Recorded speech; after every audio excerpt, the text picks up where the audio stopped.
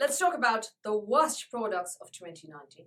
First of all, caveat, just an opinion. You may love these, good for you. These are things that did not work for me for one reason or the other. Secondly, please don't tell me that there's a learning curve and I don't know how to use these products. Makeup is supposed to be fun. Makeup has to be easy. Makeup shouldn't have a learning curve. Makeup is not rocket science. So no learning curve business, none of that stuff. It's got to be use, go. So these are products that did not work for me. They may have worked for other people. Good for you. So off we go. First of all, Huda Beauty. You know I love her products. But these, no, I didn't love them at all. These are the matte and metal melted eyeshadows, which all of these I have reviewed. I will be linking in the description box below, so you can go and see the review and find out why in my demos I didn't like these. Now, mind you, the concept here is fabulous. It's genius, right? I really liked the matte end of these eyeshadows. They blended out smoothly. They were just like any other cream or liquid eyeshadows. So what is the problem? It was the metal ends that was the problem. They went on crusty. Don't tell me I applied too much. Bare as light as hand. They were still crusty. They were tight, heavy feeling on the lids. Impossible to apply eyeliner on top. Impossible to apply eyeliner on top. So I didn't like these at all. This matte part, yes, definitely, I liked them. I still do use them. As you can see, lots used up. But the metal parts, I will be touching. God awful. So, not a fan of the execution. The concept is good, but the execution is bad. So if these worked for you, well done. Everybody has, different tastes and preferences. Next up, I have following eyeshadows. Lipstick. These are from Revolution. They are the matte liquid lipsticks from Revolution that launched earlier this year. You want a lipstick that will not only eke out every last bit of hydration from your lips. You want a lipstick that will flake on your lips so it looks like you've got bits of, because these are nude colors, flesh hanging down your lips. Sorry, that is how it looked. You want to look like you want to have gobby bits hanging like this, flaking up. Go for these. They were so bad that I tried to make them work. I wanted to review these for you. I got 3 actually, but I couldn't even review them for you. Don't worry, it's just a lipstick, hasn't broken, and I couldn't care less if it does break. They were so bad, I just couldn't make them work. And the last thing I want is to show you my mug, which is all deep but ugly, moon face, Cushing syndrome from steroids, acne. I've always hated the way I look. From birth, people have told me how ugly I am, so it's never going to change. Don't worry, I have no illusions whatsoever about my looks, but the last thing I want is for you lot to see me with gobby bits hanging down from my lips. And the worst part is, as a friend told me, they look like bits of flesh because it's a naked lipstick, right? So it looks like bits of flesh. Not good at all. Not pleasant, not attractive at all. Downright repulsive. Awful. If they worked for you, wonderful. I'm very pleased for you. For me, this is what happened. Next, Bourjois Found Sealer. Review here and in the description box below. I love the concept. Absolutely love it. I love the color. Perfect foundation match right there. Very quick. The problem, it's way too greasy. And it claims to be a long-lasting stick found sealer. Always fabulous. Long-lasting stick found sealer is the name of the product. It doesn't last long at all. Within about 20 minutes, half of it's broken around my lips, around my nose, sorry. About an hour later, T-zone, products melted, gone away. In about 2 or 3 hours, the entire thing's gone. So very greasy, not at all long-lasting. Boo. Love the concept though. If somebody made a matte version of it, I'd be all over it. I mean, I think the Hourglass Vanish Seamless Foundation Stick is the bar, as it were. Set the bar for the sort of stick foundation product. But this doesn't even come close. It's very, very non-long lasting. Yeah. Next up, also from Huda Beauty. please. I love her products. Fans, don't hate me. I just reviewed the Nude Obsessions palettes and gave a glowing review. I tested the Lifeliner and, showed you how it wasn't going away. I loved the Power Bullet matte lipsticks, the 90s edition, the throwback collection. I reviewed that. I've reviewed so many things from Huda and given glowing reviews. There are products I don't love. Forgive me. I've reviewed Tanto and said very nice things about it, remember? This lot I don't like. This is the Overachiever Concealer. And till date, this is the only concealer to crease up on my under eye area. No other concealer creases up. Don't tell me it's because this one's too thick. I use the Kevyn Aucoin Sensual Skin Enhancer and it doesn't come any thicker than that. That one's thicker. It doesn't crease on me. This one creases. Don't tell me it's because I applied too much product. I apply more of the Kevyn Aucoin Sensual Skin Enhancer. Doesn't crease up.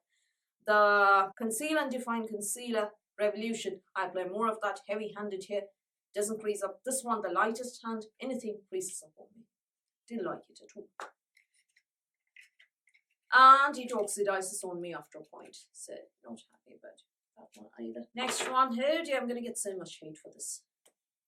Remember, thumbs downs are also engagement. YouTube loves them. They see it as interaction and will promote my videos. So feel free to leave a thumbs down as well if that's what you want.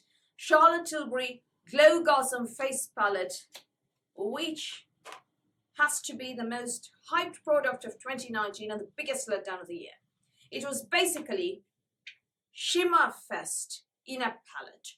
Utter Shimmer Fest. Mind you, I bought the Love Gossamer one. There were two, the Light Gossamer and the Love Gossamer. The Love Gossamer was for deeper skins. Look at this. Medium to dark skin, it says here. My review is here or in the description box below. Medium to dark skins. Check. I fit the bill there. But these Shimmer Fest, Shimmer Fest, Shimmer Fest. These are supposed to be blushes. Why do blushes have so much shimmer? And it was like placing a neon light over each and every one of my pitted acne scars. All that it lacked was a siren to go along with it. Ooh.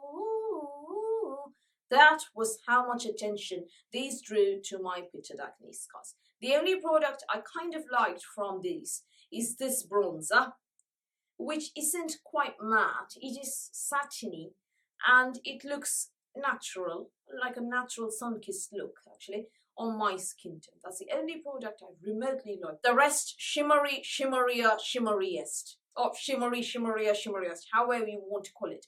Look at my review. If you don't believe me, look at my review, go over, check it out and see what happened. I tried and tried and tried to make it work because when you spend this kind of money, you want that product to work, yeah? This one didn't at all.